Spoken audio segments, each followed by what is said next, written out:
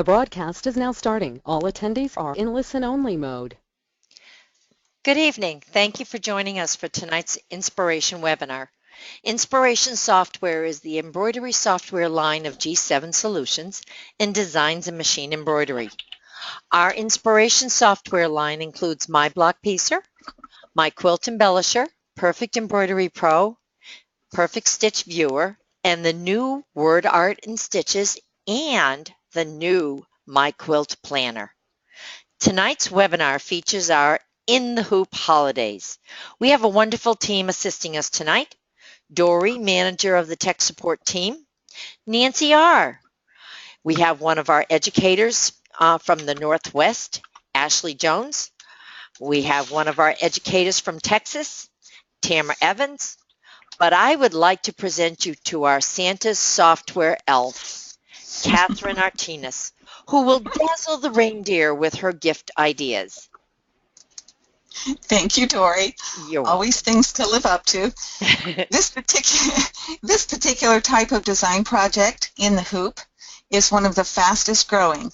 I attribute its popularity to the ability to finish the project, one less UFO. The In the Hoop projects can be fast and fun.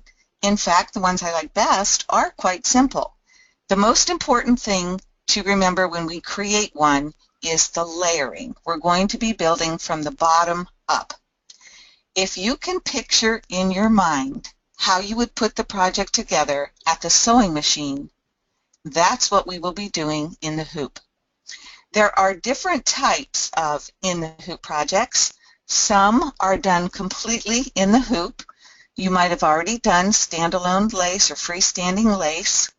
These are the projects that we'll play with this evening. Those are all done in the hoop. We then have some that have more than one hooping. For example, this pincushion. In one hooping, you do your wings on water soluble. The yellow is not fabric, it's the table. And then you take those wings, put them on the second hooping, finish that second hooping with the bee's body, and continue on with the pincushion. So there are two hoopings required for those. And then some projects you have, some are done with pieces and parts done in the hoop, and then the construction is finished at the sewing machine or with a glue gun.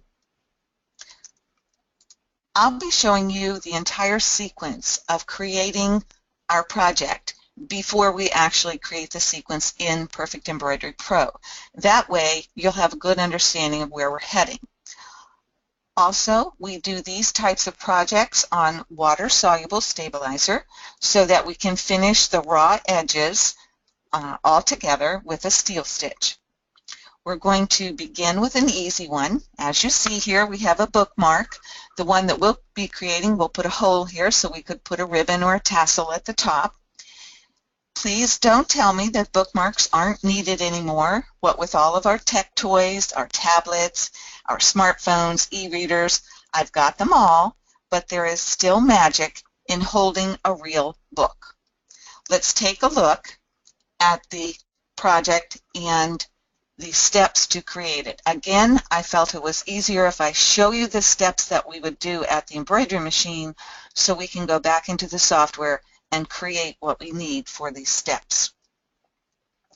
Of course, the bookmark would depend on if you're making it for a paperback book or a hardcover, and that would determine its size.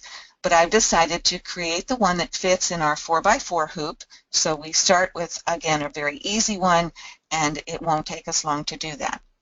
As we begin, you see that we'll need to create this run stitch that will stitch out on the stabilizer to show us where to place our fabric.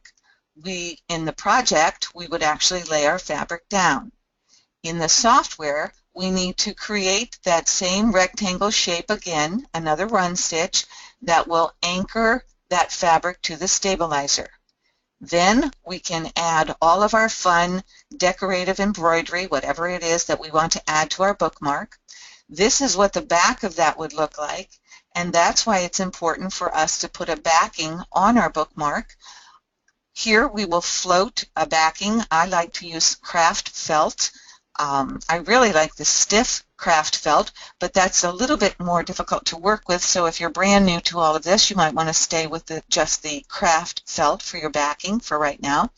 So we would float that behind the hoop, and then in the software, we need to create that rectangle once again to anchor the bookmark front to the backing of the bookmark. At that point, we would remove the hoop and trim all of the extra away from the back, being careful not to push the hoop at all. And whenever you do trim like this, and this is just a rule you just flat out need to follow, you always lay your hoop on a flat surface. Any kind of thing with applique or trimming, it should be on a flat surface, never your lap. So we trim away the excess. This is what it would look like. We put our hoop back into our machine, and the last thing we need to create in the software is once again the rectangle that will be that steel stitch. We then would remove the bookmark from the stabilizer. A little bit of stabilizer left here. You can see how nice the back looks because we did float that backing. And then this is just to show you how I take off the little bit of extra water soluble. Certainly you could soak it, but sometimes I don't want to do that to the whole project. So I might just take my sponge. It is very saturated with water, and I just rub the edges of the stabilizer against that, and they dissolve. So this is the step, or these are the steps that we're going to create in the software. All right, we start with a rectangle. We'll go with our artwork rectangle, and I simply click and drag. Not real concerned at the moment because in just a moment here, we're going to go into the size, and I'm going to take off my aspect ratio so that I can put in both the width. The width will be 2 inches, and my height is going to be 3.8 so that it stays right within that 4x4 hoop.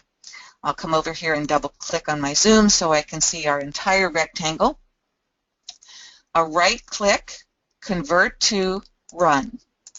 We have now created the first rectangle that will stitch out on the stabilizer. We would put our fabric over that, and we need now to tack that fabric down, so we need a second rectangle. We select it.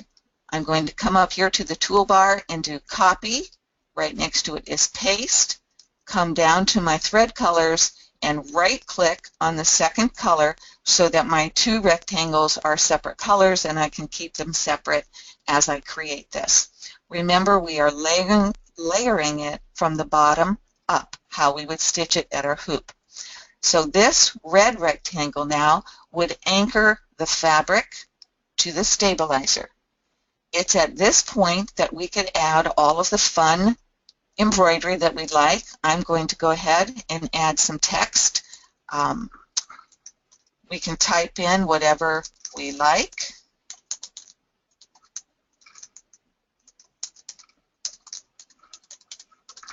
Okay. Please notice that I also have a small font. This is one of our micro fonts, and I've chosen that on purpose because these letters are going to be very small. I'll use my select key, bring those words and place them where I think they should go on a bookmark. I am going to change the color of those so that it stands apart and turn on my 3D so I can see it. Now, there is one thing that I want to do here. You can see that I have multiple lines in the text box. I want some spacing in there. I'm going to come back over to my properties text, and in the line spacing, I'm going to bump that all the way up to 95%, hit apply, and you can see that by doing that, I have more white space between my characters. And I might want to just rotate that for a little bit of attitude on our bookmark. We can add anything else that we think might be fun. Let's come over here to our text designs. These are your built-in free designs, one of many groups. I will click 3 times in this screen to find my frog. I double-click him, drag him into position, and I could stop there if I wanted to and just have that be my bookmark decorations on the inside. But let's do one other fun thing. I will select the second rectangle, right-click, create outline. I want it inside the rectangle, and I'm going to type in a 0.15 as the distance away from the original rectangle. And you can see that it puts it there equidistant inside the first rectangle. I will right-click, convert to, run, but I'm going to come over here to Properties and change that to a motif. Using the drop-down arrow, we could play forever to decide on a fun motif, but I'm going to go ahead and choose 107, and I'll apply that, and I'll also come down here and right-click on number 5 just to change the color. And again, we could continue to add whatever you thought would be applicable here inside your bookmark. So at this point in all of our stitching at the embroidery machine, the front part of the bookmark is complete.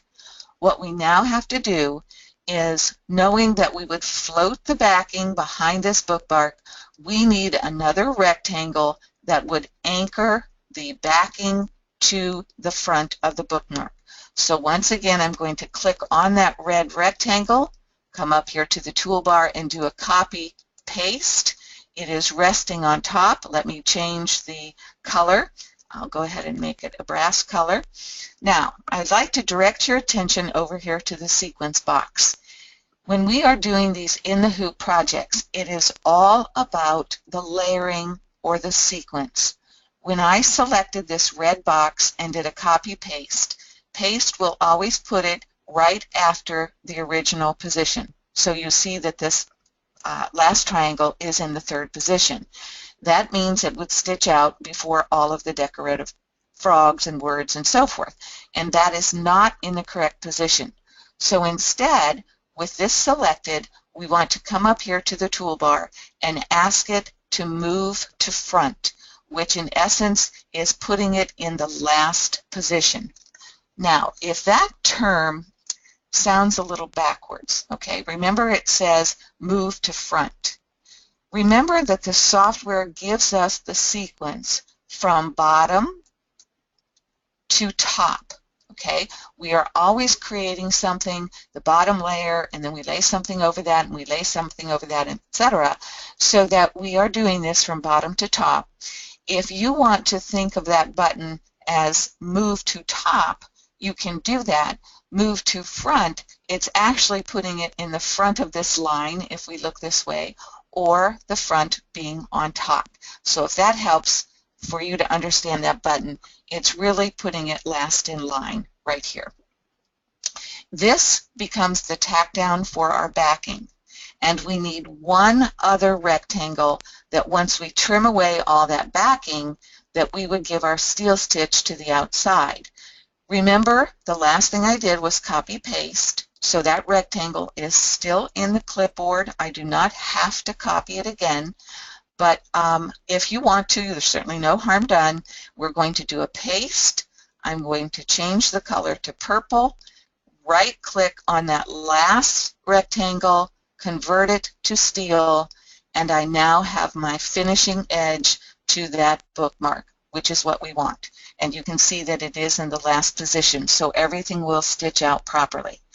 If you want to add a hole so that you could add ribbon or tassel or something like that to your bookmark, all we need to do is use our text, type in a capital O. The one that I like to use is all the way at the top of the list. It's the Bauhaus. I know that that gives me a nice round circle. I will get my select tool, drag my O over to where I'd like that, and I'd probably change the color to stitch out. But here again, we think of the layering. This O needs to be the last in line after the backing is on, because we need this O to stitch through all layers. Then, after the embroidery is finished and we have removed it from the stabilizer, you can use an awl or a very sharp scissors to take out that fabric inside your hole and then thread your tassel or your ribbon. So there is your very first in the hoop project. It is a bookmark. Okay, let's go back to our pictures and we'll take a look at our second project. Here is the second one that we did, and if you wanted to do the whole, That's the hole, and you can thread ribbon, again, or tassel, and here's another sample for you to create with some different text. And this book is in your symbols, so it's included and you can recreate this.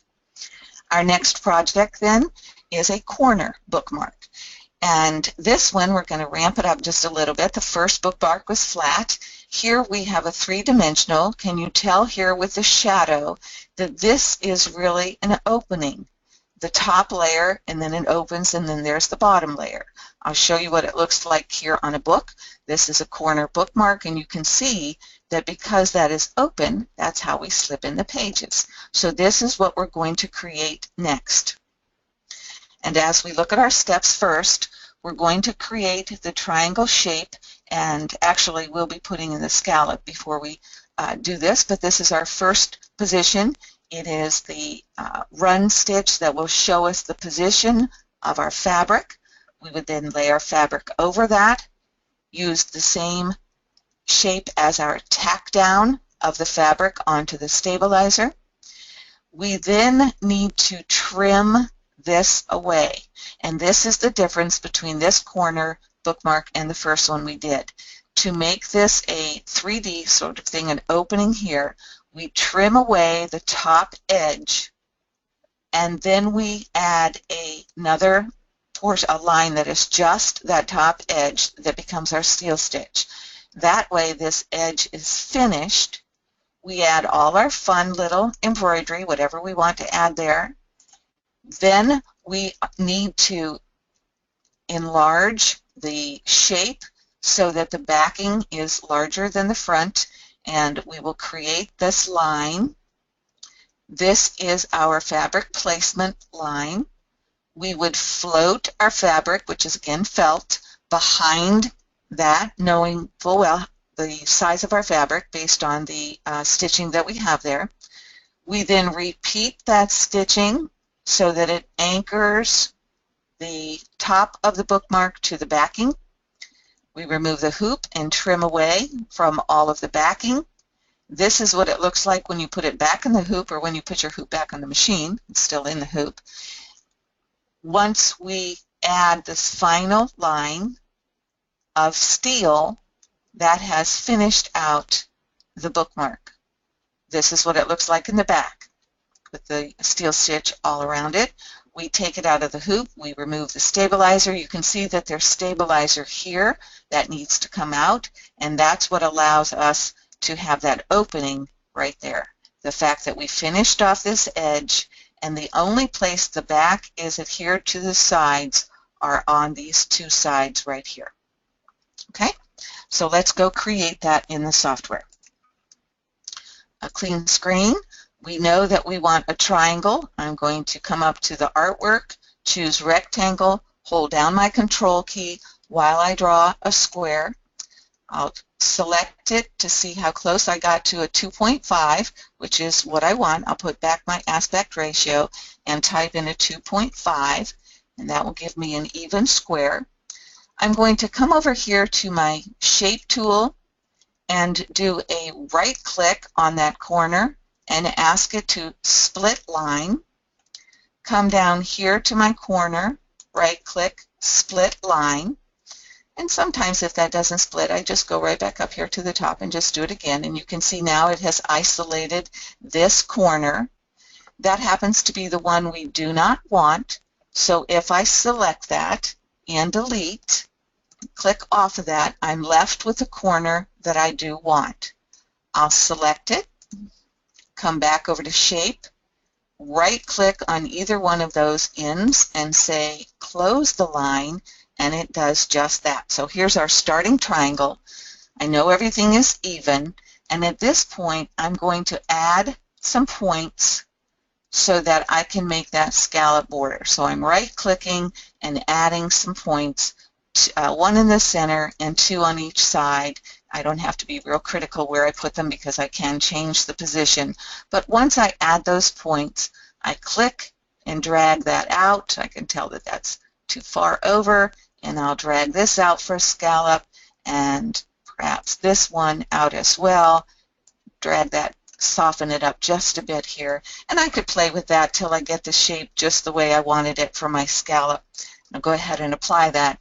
And this becomes the shape then of our corner front bookmark. It is still artwork. I can check that right over here.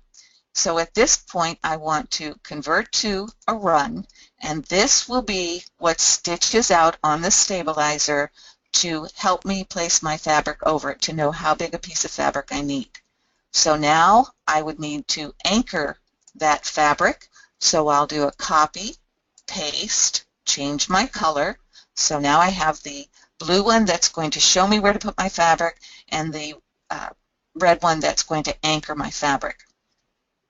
It's at this point that we want to isolate the scallop to make just this piece the steel stitch.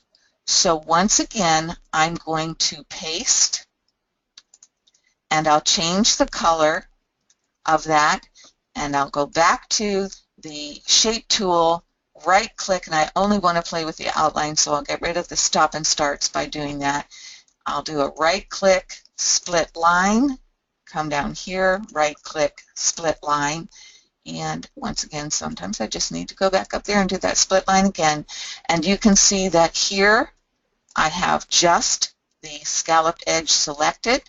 That is the one I want, so I'll select it, right click, convert to steel, and there it is on my screen. I'm going to turn on our 3D so that we can see that, and let me back this out just a bit, 100%, so you can see a little better. So we've just added that one edge, but I do have this left over 2 sides. I don't need that.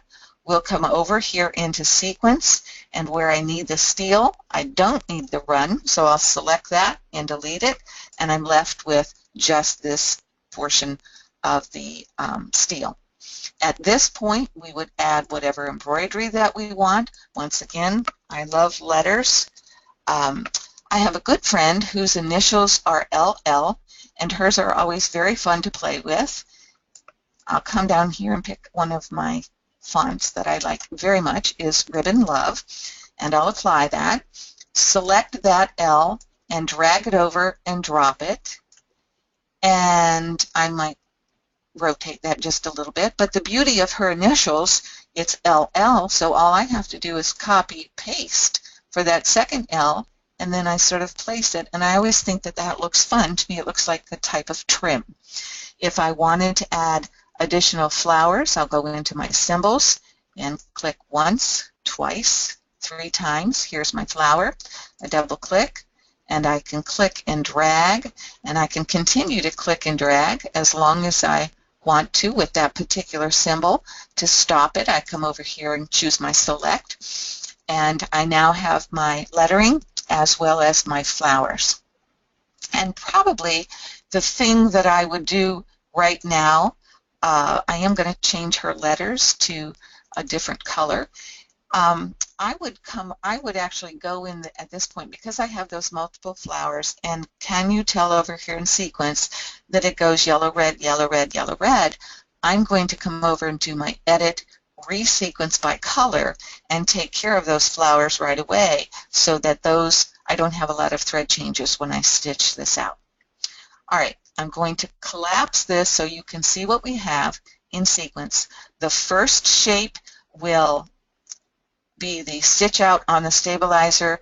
The second will be the tack down of the fabric onto the stabilizer, and then we have just the finishing steel stitch on the edge alone, followed by any decorative embroidery.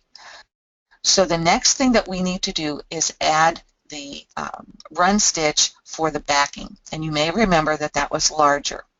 I'm going to come up here and select my red shape, copy, paste, and make that purple.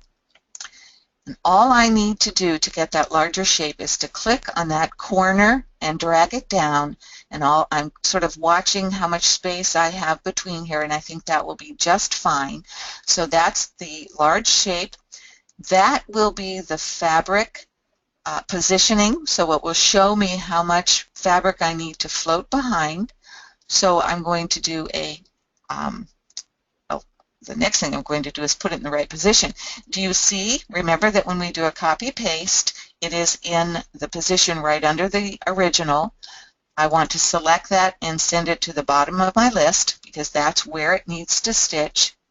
I then need to copy and paste it again, and I'll change color, and that one will be what tacks the backing down. Okay.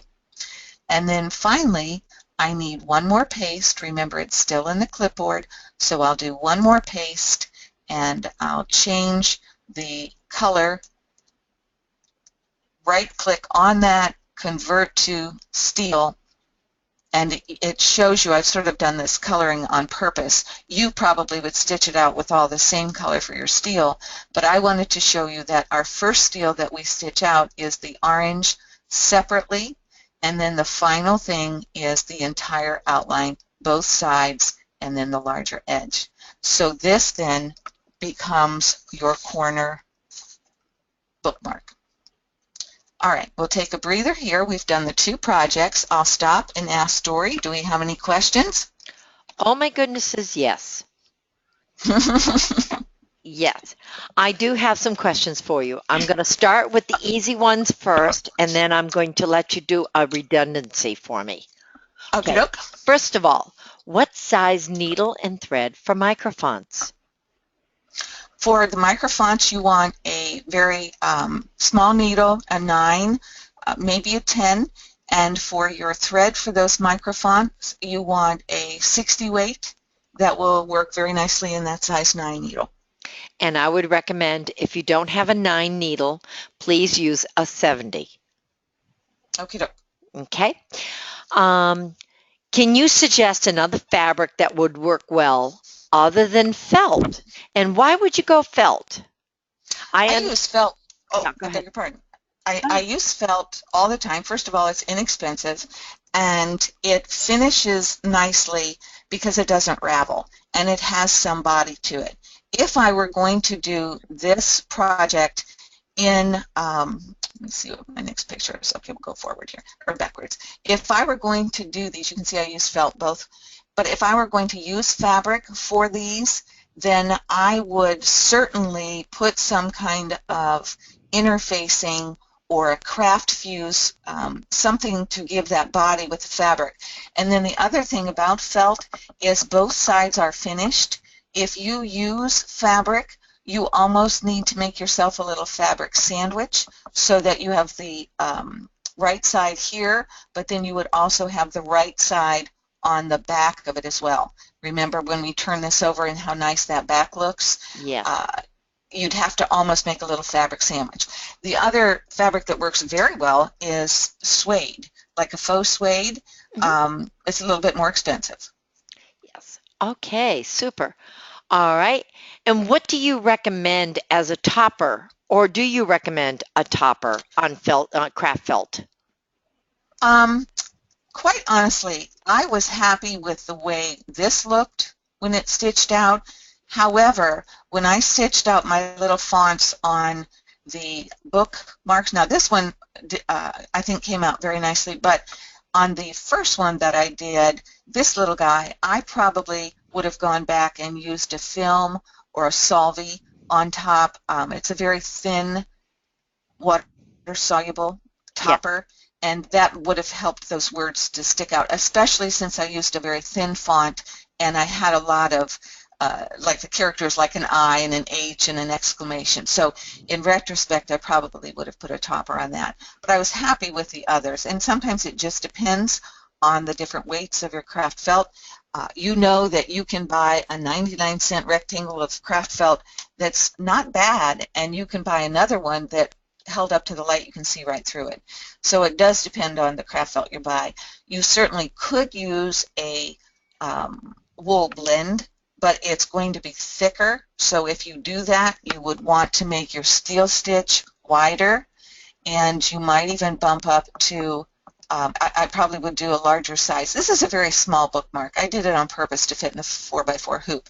But if you wanted to make yours maybe 5.5 inches, you then could probably go a little bigger with your words, which would work better on a thicker felt. Mm-hmm. Okay, and before the end of the webinar, would you be Yes. able to briefly go over the splitting in two from a rectangle? Because I think I caught it, but and then, so keep that in mind, please. Okay, But I will do that. our friend Patty asked, is there a way to print the artwork so one could use the scan and cut to cut the pieces? Aha. Yes. But when you are working with that, you need to change your shape. Generally, we are going to do a scan and cut when we are working with an applique, because your applique position becomes the true size of your design. In this case, for example, we could probably use this run for the front, and then we'd use I'd probably use this purple run for the artwork as well, but you would need to save each of those as artwork in a clean screen. I would bring that to a clean screen. We'll just try this quickly here because we have other things to get to, but we'll do a copy and a paste onto a clean screen. And if we went into a save as, we would want to save it as coming down here to your SVG. You're saving it as artwork and save it in that fashion. Then in your software for your cutter, you could bring that SVG file in. Now, there's also there's also a format I think there for the Brother Scan and Cut, FCM. I believe it. I have the silhouette, but you could do that and bring each piece. Just be careful that you are bringing the right piece, and I would recommend I would play with this first in your hoop, as I've shown, so you get the concept of the layering. But once you do, you certainly then could bring those shapes over to your digital cutter and cut a bunch of them. Just remember, you need to be dead on with your placement. Whenever you're using your cut fabric from your digital cutter, it's going to cut exact, so you would have to be exact on your placement to get that steel stitch. And remember that you are lining up both the front and the back. So I'm not going to say no, you can't do that, but just a couple of heads up as you're playing with that digital cutter. Super. Thank you very much. You're welcome. All right, we will move on to our next project. This is a lipstick pouch. I'm going to stay on this same concept of doing a seal stitch edge on the front piece and having the back piece float, because if you understand what we're doing here, this opens up a tremendous number of projects and cute little gifty things that you can create if you understand this front idea and floating the back idea. So I'd like to do one more with you before we move on to the zipper. And as we start, this one is a little different. The lipstick case, the concept is the same, but the way that we create it is a little different, because I'm going to show you exactly the steps that I went through when I went to create something like this for you.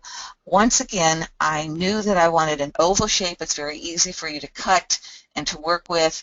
I knew that I wanted it to be within the 4x4 hoop, so I'm just going to make this a 2x4 and size it that way and give us our zoom, because I needed this shape to be here to give myself some boundaries on what I want to do with that front piece. So I really did create the oval first to a size that I wanted.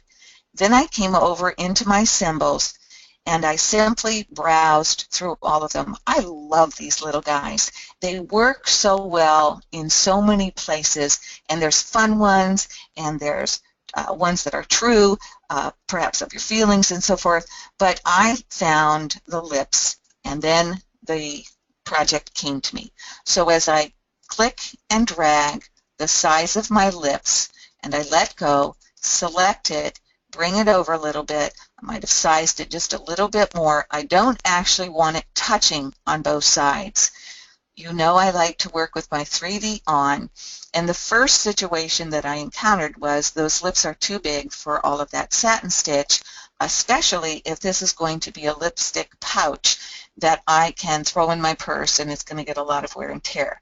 So the first thing that I did is to come over here to the pattern and choose corn and apply that. So my lips are good at that position. Once I had this placed where I wanted it, now I could go in and create the front, because remember, the front is what we're going to do first. And as I say that, let me take you through the steps. We're going to do our shape on the stabilizer, again, water-soluble mesh. We would lay down our fabric. In the software, we need to create that shape again so that we can anchor the fabric to the stabilizer. We need to create the shape one more time to fill it with a stipple. Our lips would be stitched at that time over the stipple. We would trim at the top of that shape so that we could do our steel stitch, and that's a little hard to see because it's in pink, but the steel stitch is covering our open edge. Then we would do, in the software, we need to create that oval. That would be the placement for the backing fabric. We then float that fabric behind there, and we need to recreate the stitching to anchor that floated background, but the background, anchor that to our front of our pouch. We then remove the hoop and trim away the excess in the back. Looks like this. Return the hoop, and the last thing in the software we need to create is that finishing steel stitch around the outside of the oval, and as you see, removed from the stabilizer, once again we have that 3D effect. So that's where we're headed. We already have our lips in place and our oval.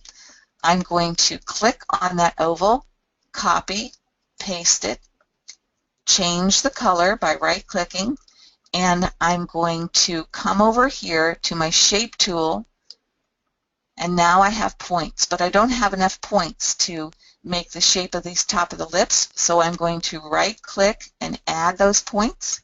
Right-click, add, and maybe right-click, add, and then, oops, and a right-click and add a point right there. And then I'll add a few more on this side, right-click, add, right-click, add, right-click, add, and one right above that. I'll leave that right on the circle, so add another. I then want to select almost all of those points, right-click, and make them line. I don't want to deal with the curve of those. So at this time, I can take that point and drag it down to my point of my lips, make that be the point here, drag these down, and all I'm doing is coming very close to this. I'll need to make that a line as well. I'm coming very close to the shape of the lip, and I'll bring that to the top.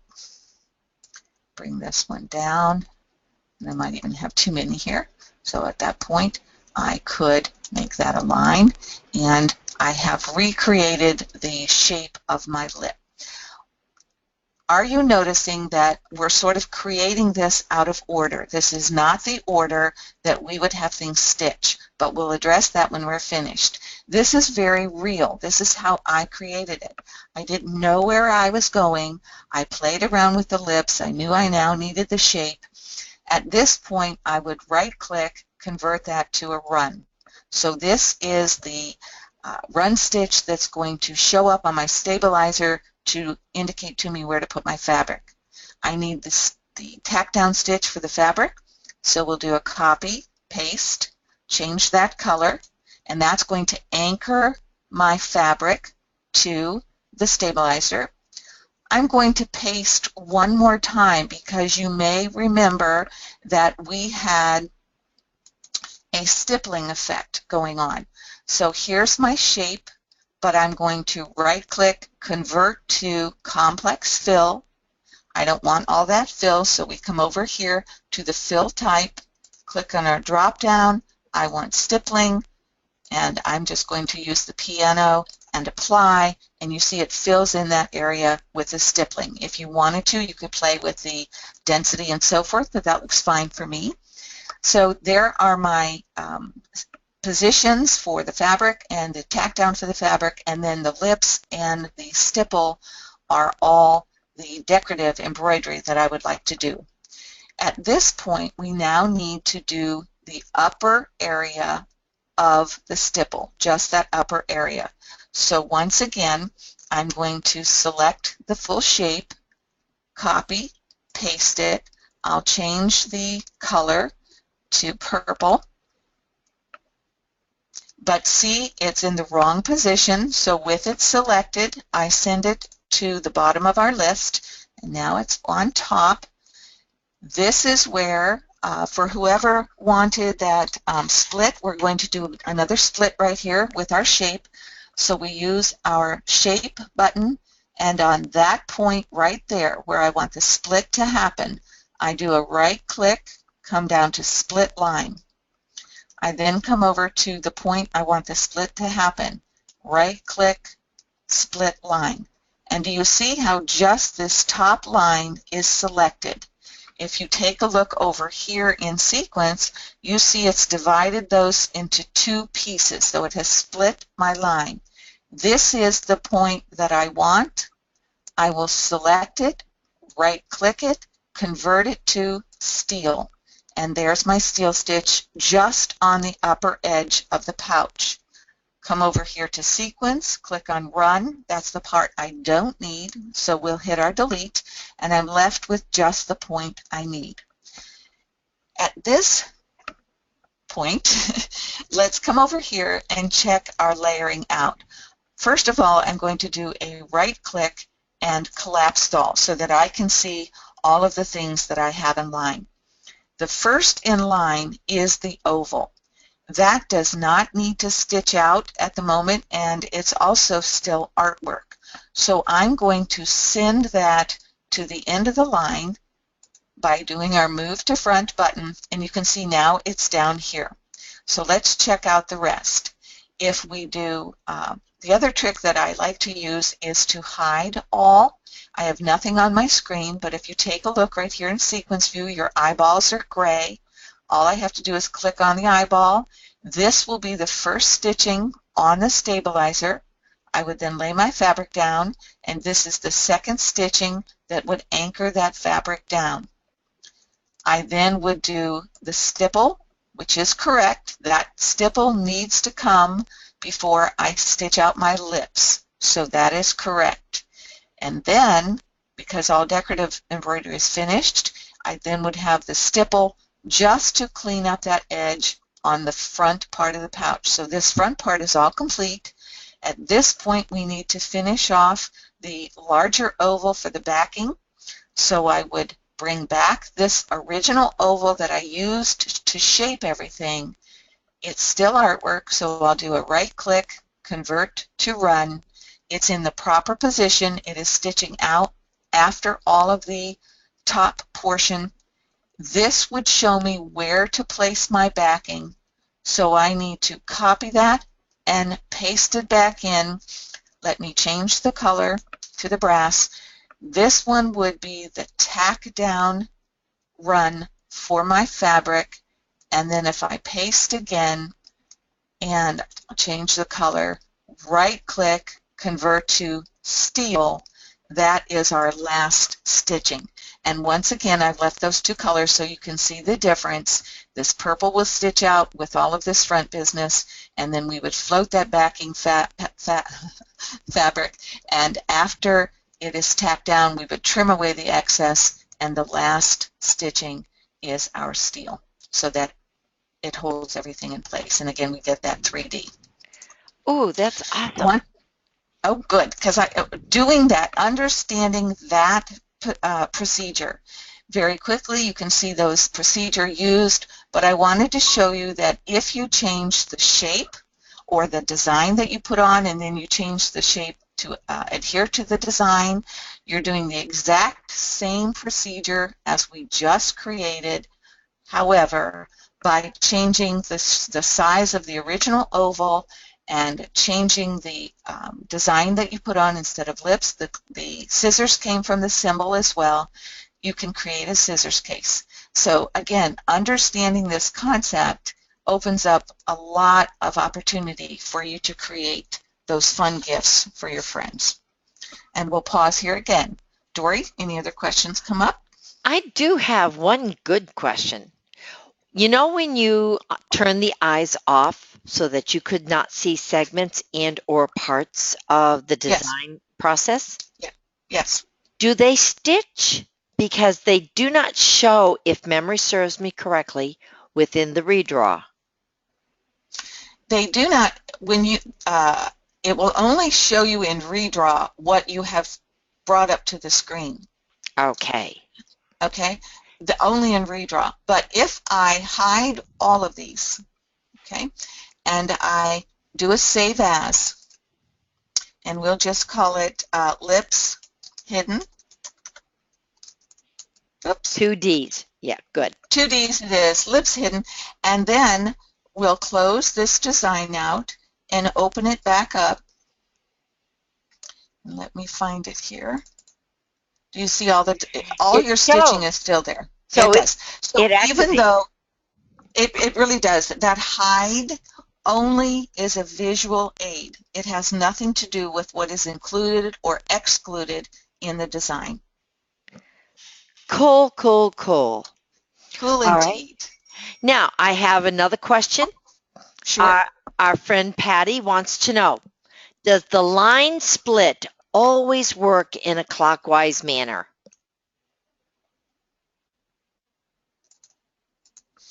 Does the line split always work in a Yeah. manner? In other words, does it go from left to right?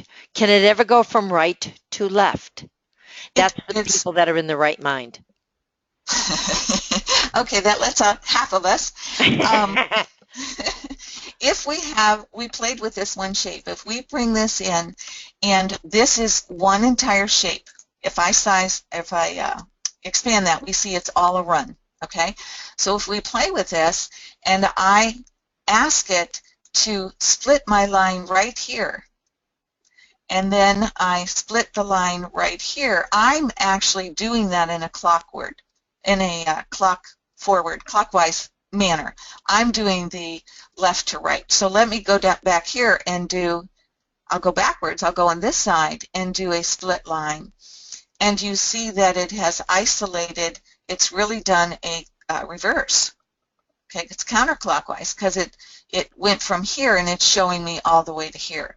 So I understand, Patty, what you're asking, but it's one of those things that I don't think it matters because the result is still the same, no matter which piece of this that it highlights. For example, if I wanted this piece to stay, but I did not want that piece, I simply would select and select only that piece to delete, and then I'm left with just that portion. So as far as the splitting the lines, you're controlling the 2 points where that line will be split. But then it's up to you to pick the right one to either play with or delete or do differently in some fashion. Super. Thank you. Okay. You're welcome. All right, we're going to move ahead then to this type of In the Hoop project. And this is the one that is probably the most popular, the type that has a zippered bag. It makes a wonderful little pouch for, as you see, a coin purse, a pencil case, a makeup bag, whatever it is that you want to add. And we are going to start with a very plain, easy one. Okay, you can get very intricate, very fancy, very different with your shapes. You can create an entire hipster purse in the hoop, but that's not what tonight was about. Tonight was to show you the basics of layering when you are creating these types of things. So that's our project. Let's move forward to see how we create this. This time we're going to hoop tearaway stabilizer. We don't need it to be wash away because we actually put one layer of fabric to another layer of fabric right sides together, sew them, and then turn them right side out. So the water soluble is not important for any finished edges. We still need to create the shape, the run stitch of the original shape, And then we're going to come and create the placement rectangle for the zipper. Now your standard zippers are 1 inch wide. We'll make it a little longer than our shape. In doing the project, you would then lay down your zipper within this rectangle that we've just created. And you can see I have a little painter's tape above and below the shape to hold the zipper in place. The next thing we're going to do is to add these straight lines of stitching, these 2 red ones right here, not the outside ones, but the inside ones, to anchor the zipper to the stabilizer. All right. Now, there are a number of different ways to do this type of project. And if you've done some different ways before where you lay the fabric down and put the zipper on top and decorative stitch it down, that's fine. But the way that I've chosen to show you this evening gives us a finished edge here on the outside. So again, many different ways, but this is the one that I've chosen to share with you. So we have these 2 lines that will be our run stitch to anchor the zipper. At this point, we're going to add the fabric that's really going to be on this side of the zipper. Right side down, we align the raw edge of the fabric to the edge of the zipper, not the stitch line that we just put there, but the edge of the zipper. With that fabric aligned, we then need to, in the software, create the line of run stitch that will anchor that fabric to our zipper. You can see that it's right side facing down. This is just a little bit of interfacing craft fuse that I put on the fabric to give it a little bit of body. You can see I was not concerned terribly about how straight it was. I knew I did not want it within my stitch area here. So this stitches and anchors this fabric down. We then take this fabric and flip it over, as you see here in this picture, and we would finger press this down. Then in the software, we need to create that arc to anchor that fabric into position. We then come and do the same thing for the other side. In the project, we would align our fabric to the edge of the zipper. In the software, we need to create this run stitch to anchor the fabric. We then flip over the fabric and finger press it, and then we create this arc on the left side to anchor that fabric down. Okay, we'll move to here, and this is just a little aside. Those of you that have done this before, there are 2 schools of thought, one of which is to bring that stitching across the zipper. You can see I've added it with a turquoise line, but if you do it this way, that means you have to have your zipper open so that as this is stitched, your zipper is open and you have not isolated the head all there by itself and you can't open it. However, if you do that, you run the risk of the zipper head being in the way when your embroidery, your presser foot is moving around doing the additional embroidery and so forth. So I prefer to just have my line of stitch right up to the edge right here of the fabric so that I can always have my zipper head pulled up to the top out of the way of the presser foot, and in the very final stitching it will anchor it across once the zipper's open. But this way there's no harm of my losing the zipper head because the zippers are intact at the top and the bottom. I haven't cut anything off yet, so that's the way I prefer it. To finish the project, we would add any embroidery that we'd like to the zipper side of the pouch, and then once this is all finished, we are going to add the top part of the pouch. In this case, just a plain piece of fabric, because we needed to start easy. And something for you to notice, certainly right side down. I do have a little bit of that craft fuse here. But at this stage, it is very important that you have your zipper open at least halfway. If you fail to open the zipper, you will sew it closed. So you want to make sure that that's open. And you would write yourself that note when you are doing this project. You lay the entire piece of fabric over the zipper part of it, and then in the software we need to create the shape again and probably do this as a 2-ply for an extra strength because this really is our seam. We then, this is what it looks like once, if you turn it over to see the back side. And when you remove it, you want to make sure you remove that tearaway from the zipper portion so that we can open it. And once it's all the way open, we take the right side out and then press carefully, and here we have our zippered pouch. So let's go into our software and create this. We start with a clean screen. I'm going to start with an oval, and I will draw it to begin with. We are going to use a larger hoop, so I'm going to bring that up on screen. My 5x7 hoop is the 130 by 180. I'll go ahead and OK that. I know that oval is very small. We want to size this over here and take out my aspect ratio. The width I'm going to have is a 4.5. The height is a 5.5. Certainly has to be big enough to carry all your money. So here we have our circle. I'm going to right-click up in the ruler to center origin to make sure that is in the center. And then we'll go right to creating our rectangle that will be the placement for the zipper. Again, I'll just draw it quickly. I'll change the color. Just select it first before I change the color. You see it red there. And I'll come over here and set the size. I know I want it at 1 inch, and 6 inches will be long enough to extend past my oval. I want to center both of those things on each other, and then right-click center origin, and now I know that everything there is in the center.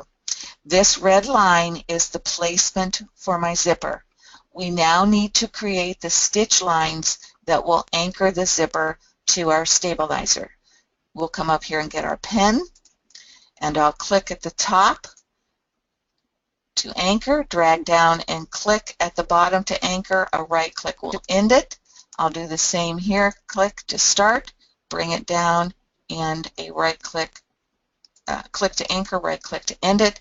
I want to select both of those and change the color.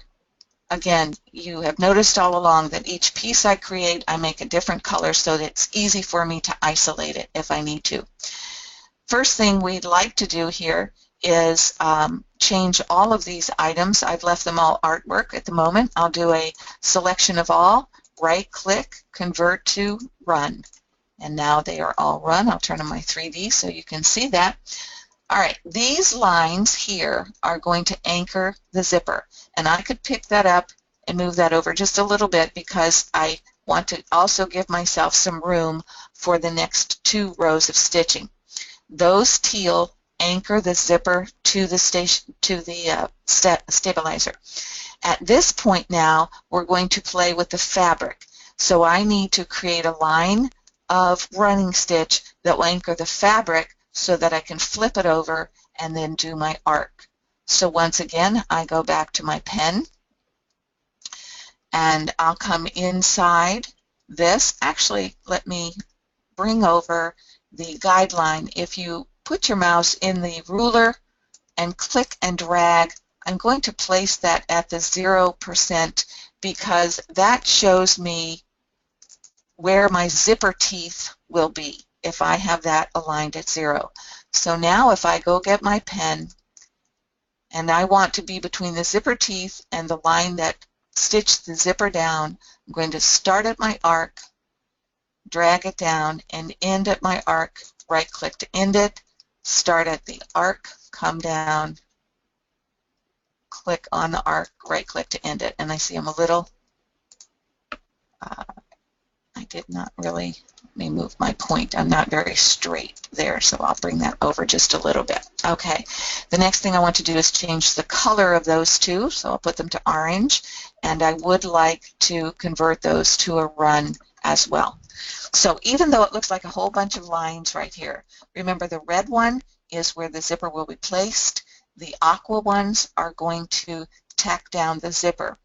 And it's at this point that we want to do the individual lines for the fabric. We now need, these are the lines that will stitch down the fabric, the right side first and then the left side. I'm going to change the color of the left side just so I don't get those confused. Okay, so they're different and I can point to them, tell you which one we're using. You may remember that the next thing that we want to do is to do the arc, to tack down that fabric. The easiest thing for me to do is to choose my original shape, do a copy, paste. I'm going to change the color to purple, and I now need to send it to the bottom of the list so that it is in the proper order. Okay. I'm going to split this oval. It was easier for me to copy paste it and then take out this little bit of area that I don't want to stitch than it would for me to be able to recreate the arc perfectly on either side. So I will come up here and I'm going to zoom in just a little bit so you can see better what we're doing, and I'll take my shape, and it's this part of the purple stitching that I don't want, right in there. So I will right click on the purple and split the line. Come over here, right click on the purple and split the line, and you can see that it has separated that portion.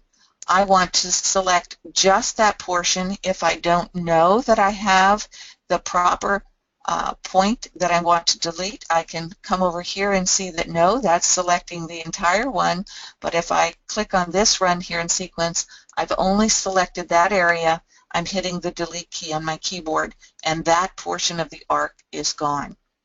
Scroll down to the bottom,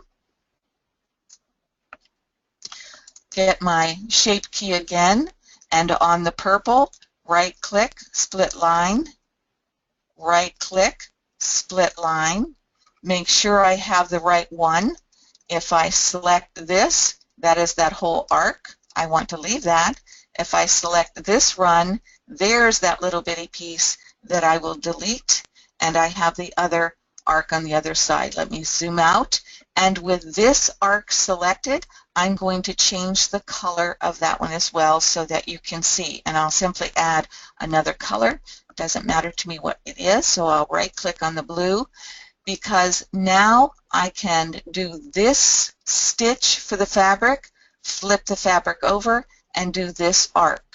Then I can do this stitch for the fabric, flip the fabric over, and do this arc. And I need to make sure that it is in that order. They're kind of all over the place here in my sequence, so here's a trick that you might try. If ever you find you're not sure what order everything is in, if I select this, I can tell that that's selecting my orange line here. I'm going to send it to the bottom of the line or move to front. And following that, I want the purple side of the arc. So I select it and move that to front. I then go back and choose my other line for the fabric on the left side, move to front, and I pick my final left arc and do a move to front, and now I have that in the proper sequence. We're going to stop and breathe here for just a moment, and I want to run through that again, so I'm going to hide all of them. Here we have our hoop. The first thing that would stitch would be the shape. Now this really is not necessary. It's not anchoring any fabric down, but it does give us a visual of where we're headed. So it didn't bother me at all to have that be a run stitch on my stabilizer. We then are going to stitch out the placement for the zipper, and we would place that zipper down. Then we would have the run stitch that would tack the zipper down to, on either side, to the stabilizer. At that point, we are going to put the fabric in and align it with our raw edge to the zipper, have it stitch that line, flip the fabric over, and then it will do our arc.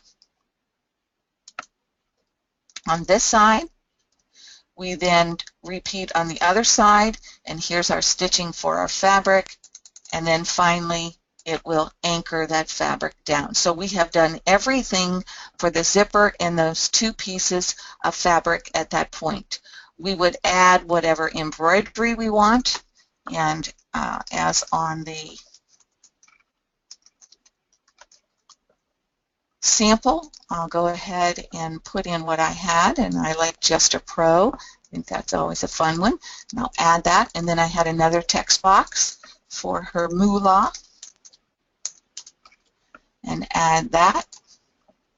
And with those words, I will take that one since it's selected and rotate it twice, place it within the fabric area, take Maria, rotate it, drag it into position, and that's all the embroidery I want to put. You could add as much or as little or quilting or whatever it is that you wanted to add right there. I'll stop right here. We're going to try and leave this an easy one for you to do. And then the final thing, remember, we would now lay right side together the upper portion of the pouch, and we need one final stitch around the entire area. This is where we would make sure we have the zipper opened.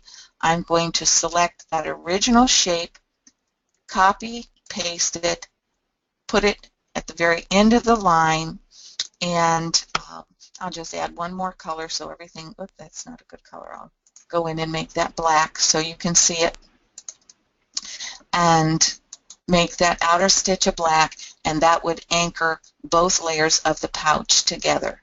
So that might look complicated, but it really isn't. If you understand, you're just adding your running stitches to anchor the zipper and then anchor the fabric, and then we flip that fabric.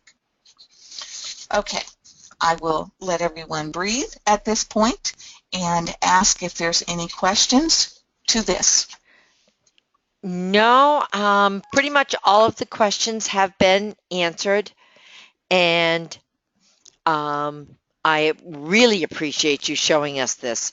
The last purse was sensational. Very good. And truly, I encourage everyone to try these. Once you do get more comfortable, you can become a little bit more adventurous. This right here is a two hooping, where the first hooping would be the quilting on the top layer, and you would move through and do this. Then would be the first hooping, and your second hooping would be all the zipper that we just did. So I would encourage you to try things like that. Certainly you could start off with the easy ones first to get the hang of that. And another beautiful thing, remember, is this is a webinar. You get to watch this again and again and take it slowly and be able to create your own in the hoop projects. You can get a good jump on your gift-giving season. Thank you, everyone. Merry Christmas.